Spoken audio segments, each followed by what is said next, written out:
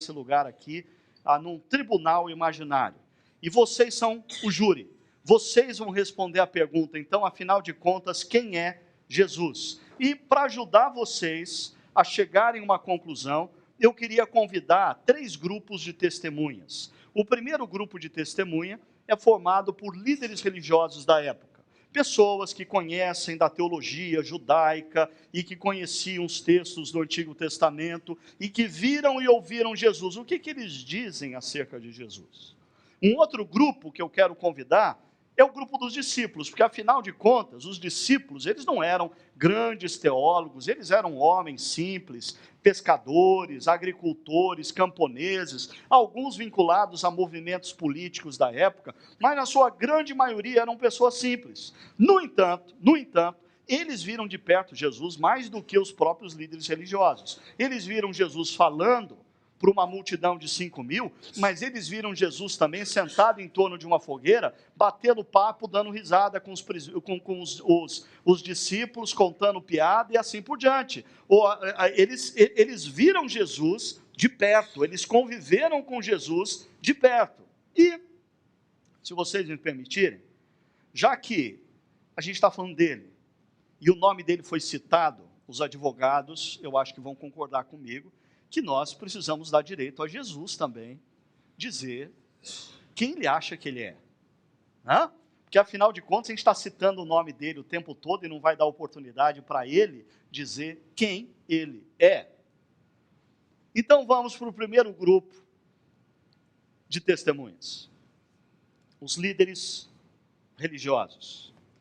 Para tanto, eu queria trazer o depoimento deles, que se encontra em João, capítulo 6, depois que Jesus faz a multiplicação dos pães, e o povo vem atrás de Jesus, e Jesus diz, eu sei que vocês não estão atrás de mim, vocês estão atrás dos pães, e aí Jesus aproveita essa deixa para dizer assim, olha, Moisés foi instrumento de Deus para dar o maná para o povo durante o tempo da peregrinação, mas o maná era passageiro.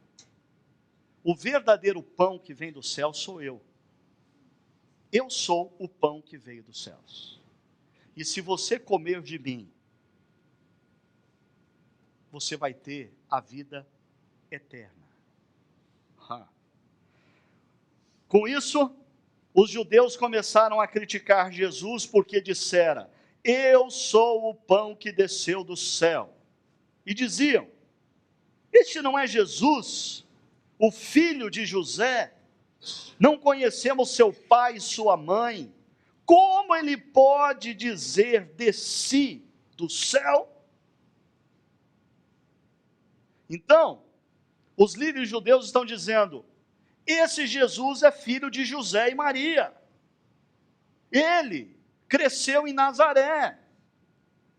Ele não desceu do céu. Ele saiu da barriga da mãe. Mais tarde, em João capítulo 8, falando de filiação, os líderes religiosos estão argumentando com Jesus que eles são filhos de Abraão. E Jesus olha para eles e diz assim, grande porcaria. O fato de vocês serem filhos de Abraão não muda nada, porque vocês não são filhos de Deus. Peraí. Isso vai contra a nossa teologia, disseram os líderes judaicos. Jesus argumenta, ora, na mente de vocês estão tramando um assassinato, a minha morte. O coração de vocês está cheio de mentira a meu respeito. Pergunta, quem é o pai dos homicídios e das mentiras? Vocês são filhos dele. Mas Jesus diz claramente, vocês são filhos do diabo. Diante disso, os judeus exclamaram, agora sabemos que você está endemoniado. Abraão morreu, bem como os profetas, mas você diz que se alguém guardar a sua palavra, nunca experimentará a morte, que poder você tem? Mais tarde, em João 10, depois de que Jesus fez uma analogia sobre o bom pastor, o rebanho que escuta e reconhece a voz e que segue o pastor, ou seja, aqueles que guardam a palavra de Jesus. Jesus entra num outro confronto e de repente os líderes judaicos pegam em pedras. Estão prontos para apedrejar Jesus. Jesus então diz assim: eu lhes mostrei muitas boas obras da parte do Pai. Por qual delas vocês querem me apedrejar? Em outras palavras, Jesus está falando assim: já que eu vou levar pedra, deixa-me saber por que eu vou levar pedra. Vocês vão me apedrejar por quê? Por que obra? Por eu ter curado um cego? Por eu ter levantado um paralítico? Por que obra vocês vão me apedrejar? Responderam os judeus: não vamos apedrejá-lo por nenhuma boa obra, mas pela blasfêmia. Por quê? Olha só, você é um simples homem, nem fez teologia com a gente, não tem diploma do seminário teológico farisaico de Jerusalém, e se apresenta como Deus? Então, os líderes religiosos presentes no nosso tribunal respondem essa pergunta, afinal de contas, quem era Jesus?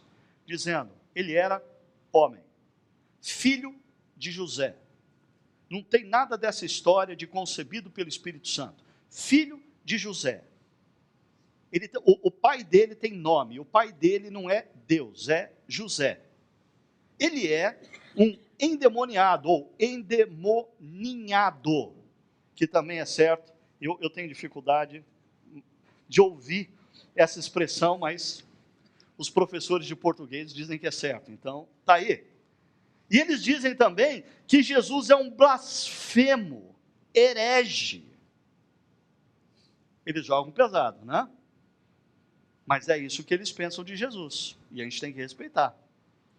Então, eu queria pedir licença para eles saírem da sala, e eu queria convidar os discípulos de Jesus para entrarem, porque eu queria ouvir o que os discípulos de Jesus dizem acerca de Jesus. Vamos então para um outro evangelho. Em Mateus capítulo 16, nós encontramos o seguinte relato. Chegando Jesus à região da Cesareia de Filipe, perguntou aos seus discípulos: quem os homens dizem que o Filho do Homem é? Esse é um conceito teológico. Eu já volto a ele. Eles responderam: o povo diz que o Filho do Homem é João Batista, outros acham que é Elias, outros Jeremias e outros um dos profetas. Esse conceito Filho do Homem, Jesus puxa de Daniel capítulo 7, verso 13 e 14. O verso 13 diz assim: na minha visão à noite, o profeta Daniel diz, vi alguém semelhante a um filho de um homem. Ele tinha aparência de filho de um homem. Ele não era anjo, ele tinha aparência de homem. Vindo com as nuvens dos céus, ele está descendo do céu sobre as nuvens. A ele foram dados autoridade, glória e reino. Todos os povos, nações e homens de todas as línguas o adoraram. Reconheceram que ele não é um homem, ele tem aparência de homem, mas ele é o próprio Deus, o enviado, o ungido, o Messias, o Cristo. Seu domínio é um domínio eterno que não acabará, e seu reino jamais será destruído. Volto à pergunta. Jesus disse aos seus discípulos: quem os homens dizem que o Filho do Homem, essa pessoa de Daniel 7, 13 e 14, é? Depois deles falarem, uns acham que é João Batista, outros Elias, outros Jeremias, outros profetas, Jesus diz: e vocês? perguntou ele. Perceba a formulação da frase de Jesus. Quem vocês dizem que eu sou?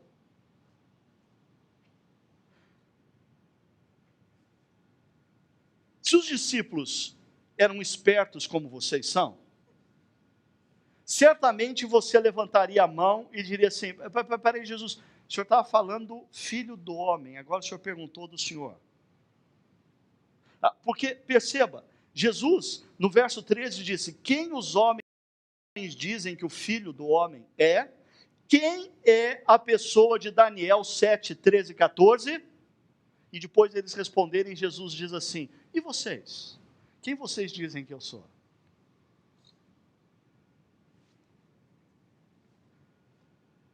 Pedro não tem vantagem nenhuma na resposta que deu, estava na cara, Jesus deu a dica. Jesus deu a dica. Simão Pedro respondeu: tu és o Cristo. E perceba, Cristo é título, não é nome.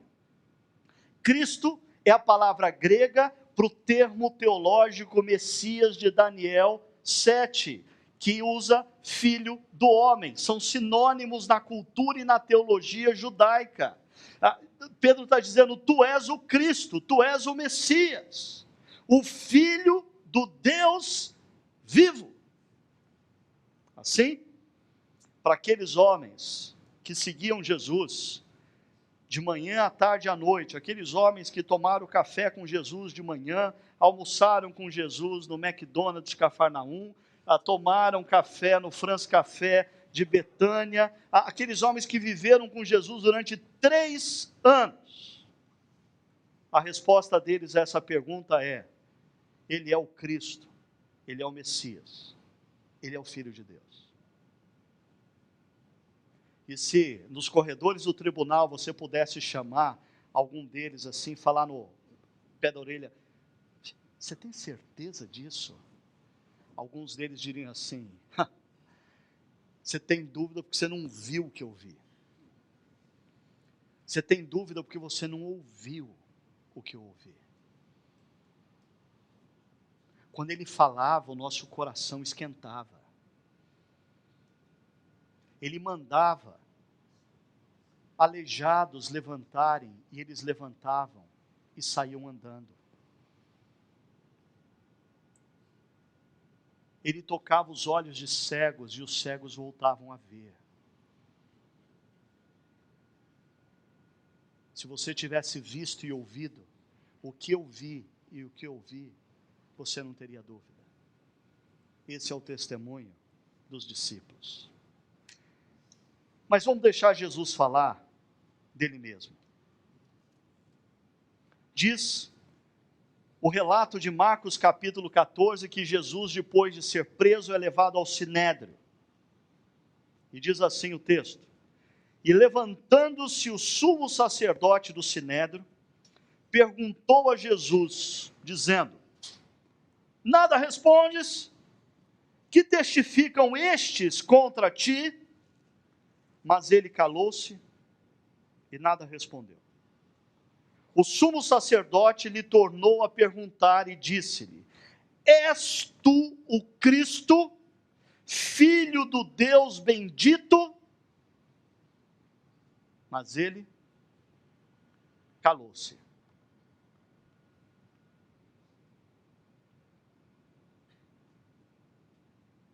E nada respondeu.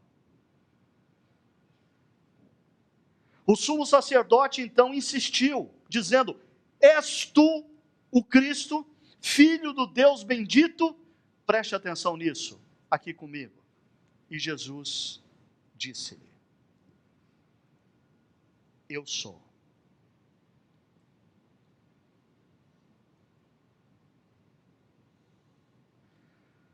E vereis o Filho do Homem assentado à direita do poder de Deus e vindo sobre as nuvens do céu.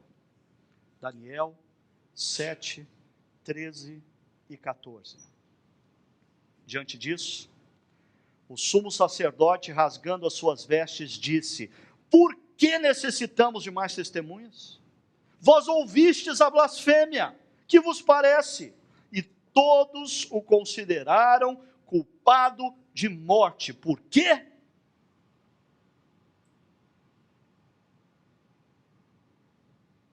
Porque ele disse que ele era o próprio Filho do Deus vivo, o Messias prometido, o Deus encarnado que entrou na história.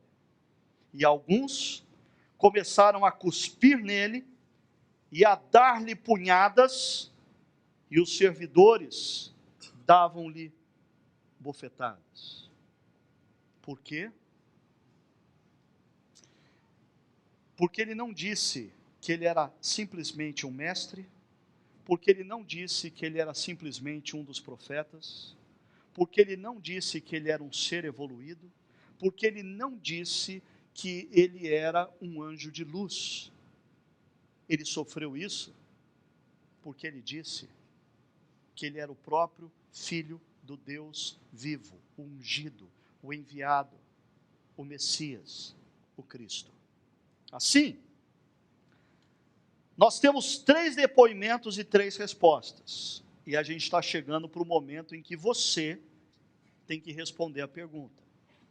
Os líderes religiosos dizem que Jesus é um blasfemo, um herege, e merece morrer. Os discípulos que viveram com ele diz que ele é o Messias, o Filho de Deus. E o próprio Jesus diz que ele é sim o Messias, o Filho de Deus. Aqui nós temos 2 problemas, e eu quero chamar outra vez a atenção da sua mente, porque é muito importante você responder 2 problemas que eu vou colocar. O primeiro deles é: mas mesmo você tendo falado sobre a confiabilidade dos registros nos evangelhos, quem me garante que Jesus realmente disse isso? Quem me garante que os discípulos não colocaram isso na boca de Jesus? Pergunta que eu faço para você que pensa assim é: por que então Jesus morreu?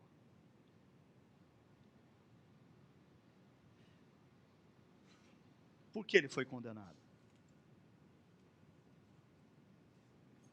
Porque ele era um revolucionário. Jesus não foi condenado pelos romanos, ele foi condenado pelos judeus.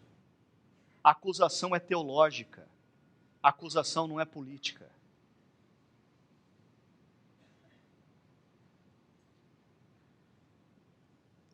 Segunda pergunta. Ok, eu vou entrar na sua.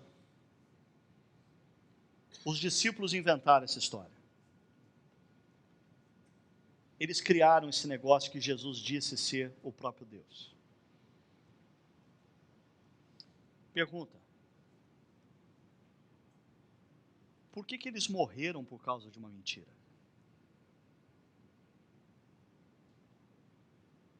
Todos eles, ou a grande maioria, morreu de forma violenta.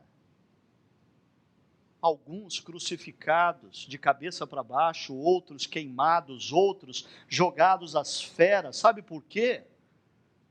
Você viu a carta de Plínio, o jovem. Bastava eles dizerem assim: não, era uma mentira, eu vou adorar o imperador, volto às práticas pagãs, e estava tudo resolvido. Mas eles disseram, ele disse, e nós cremos.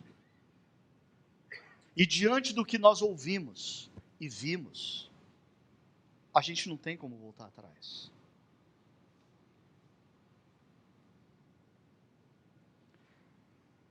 Olhando para esse quadro, uma última questão para você. Porque existem pessoas que têm uma relação com Jesus, mais ou menos assim: Jesus? Eu gosto de Jesus. Eu gosto. Eu leio assim todo dia as palavras de Jesus. Eu adoro as bem-aventuranças. É tão bonito o que Jesus fala. Quem foi Jesus para você? Jesus foi um sábio. Jesus foi um bom homem. Jesus foi um exemplo a ser seguido. Por favor, você tem que sair daqui hoje consciente de uma coisa. A única coisa que Jesus não pode ter sido, em hipótese nenhuma, é um bom homem, um sábio, um exemplo a ser seguido. Sabe por quê? Porque ele disse ser o próprio Deus. E meu amigo e minha amiga, se ele disse ser o próprio Deus, de duas uma, ou ele foi o maior charlatão que já passou na história da humanidade e os líderes religiosos estavam certos. Ele foi um blasfemo, ele foi um herege. Ou ele de fato é Deus. E aí, toda a estrutura da sua vida vai desabar. Porque se ele é quem ele disse ser, a pergunta é: como você está lidando com essa verdade? Na sua vida, na sua mente, no seu coração, nas suas atitudes, nas suas palavras, quem de fato é Jesus para você? Enquanto você pensa, deixa eu mostrar a parte final da jornada do Lee Strobel e as implicações na vida dele, na conclusão que ele chegou. Preste atenção.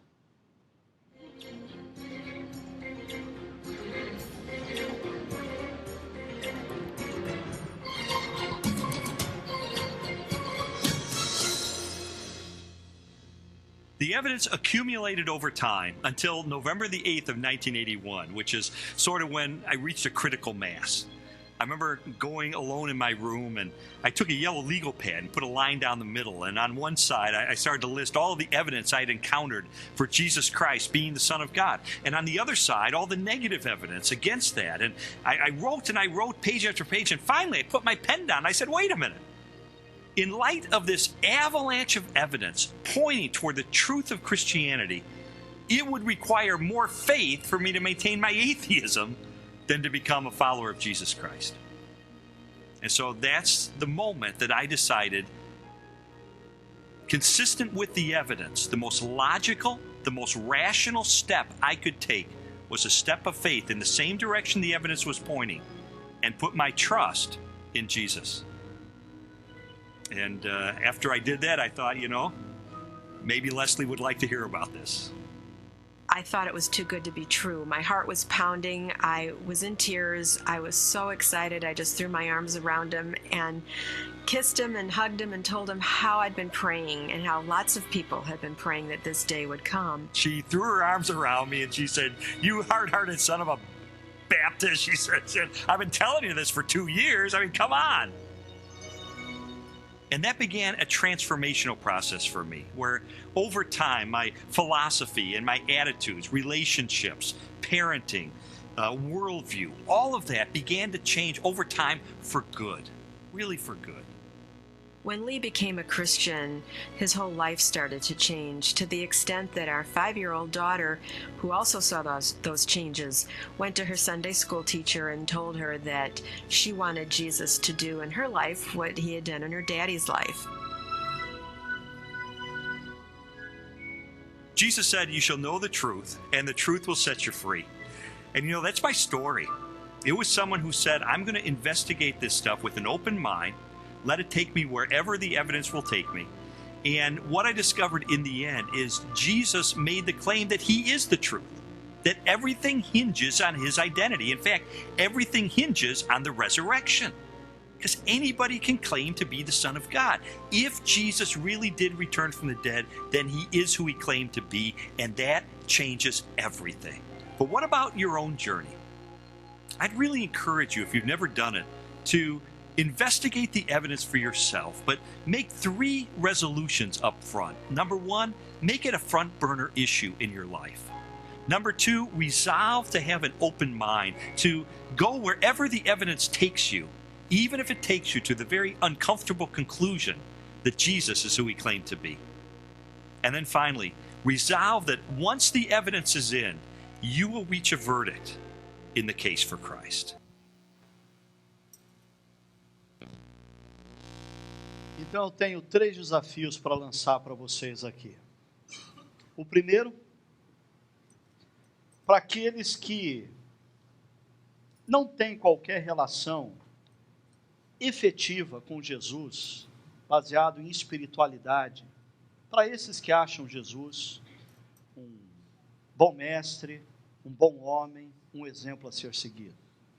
Que tal você hoje iniciar uma jornada pessoal que vai consistir em algumas coisas? Primeiro, você vai assistir essa série até o final. Segundo, você vai começar a ler um dos evangelhos.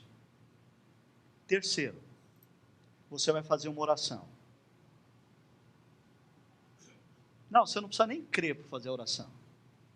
Eu vou até te ensinar a oração. Você diz assim: Deus, eu não sei se você existe,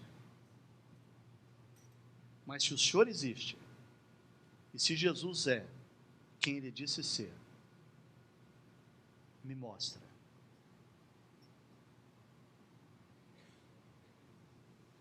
Nós nos encontramos daqui a alguns meses no batismo. Se você for honesto em fazer isso.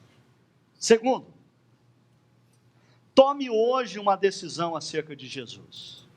Talvez você não precise iniciar uma jornada, porque você já tem vindo nessa jornada. E hoje é o dia que você tem que fazer uma oração diferente, dizendo: Jesus, eu me rendo. Eu te reconheço como Deus, e eu reconheço que o que o Senhor fez foi por mim. Eu quero ser o teu discípulo. Eu me rendo. Terceira possibilidade. Você já é discípulo. Você já compreendeu isso. Você já se rendeu. Mas você tem levado uma vidinha sem vergonha. E está na hora de você reconhecer que Jesus não é um mestre para a sua espiritualidade. Jesus é o próprio Deus que entrou na história para te resgatar. E você tem que tomar uma nova postura para com Ele. Reconhecendo que Ele é o Rei da Glória. Ele é o Rei dos Reis. Ele veio ao seu encontro para te comprar, para te resgatar, para que você viva a partir de agora, no contexto da sua família, no contexto da sua escola, do seu trabalho, onde quer que você se encontre, você viva efetivamente como discípulo.